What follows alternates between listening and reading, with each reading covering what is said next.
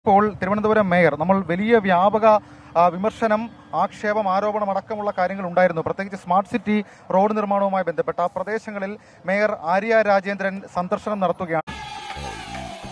ഇവിടെ വന്ന് ഏതെങ്കിലും തരത്തിൽ കുറച്ച് ആളുകളോട് മാത്രം സംസാരിച്ചിട്ട് പോകുന്നതല്ല മേയർ എന്നുള്ളതാണ് സ്വാഭാവികമായി നമുക്ക് പറയാനുള്ളൊരു കാര്യം.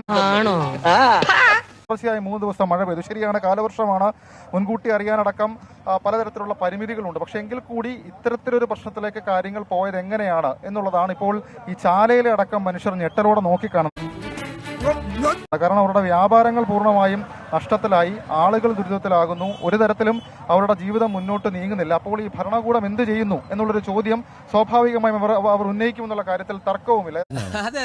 ഏതായാലും ഇപ്പോൾ ഈ മേയർ ഈ സംഭവ സ്ഥലത്തേക്ക് എത്തിയിട്ടുണ്ട്. പക്ഷെ അപ്പോഴും മേയർ ഈ പ്രധാനപ്പെട്ട വെള്ളക്കെട്ടുള്ള സ്ഥലത്തേക്ക് പോകുന്നില്ല. അവിടെ വിമർശനം കടുക്കുമെന്നുള്ള കാര്യത്തിൽ തർക്കവുമില്ല. ഏതായാലും ഇതുമായി ബന്ധപ്പെട്ട് ഇപ്പോൾ ഡെപ്യൂട്ടി മേയർ ഉൾപ്പെടെയുള്ള ആളുകൾ ഇവിടെ ഉണ്ട്. അവർ ആളുകളുമായി വിവരശേഖരണം നടത്തുകയാണ് എന്നുള്ളതാണ് നമുക്ക് മനസ്സിലാക്കാൻ കഴിയുന്ന കാര്യം. നമ്മുടെ ഗവൺമെന്റ് എന്തൊക്കെ ജനങ്ങൾക്ക് കൊടുത്തു, കൂടുതലും വാഗ്ദാനങ്ങളാ കൊടുത്തത്. ഏതായാലും മേയറെ പ്രതികരിക്കാനുണ്ടോ? അല്ല, ജസ്റ്റ് എന്താണ് ഈ വിഷയം? ആളുകൾ മേയറെ കൊച്ചുപറമ്പിൽ നാരായണ മകൻ രവീന്ദ്രൻ തന്നെയാ വിളിക്കുന്നത്. അങ്ങനെ ഒന്നും ഞാനും ആലോചിക്കാതിരുന്നില്ല. അപ്പൊ എല്ലാം പറഞ്ഞ പോലെ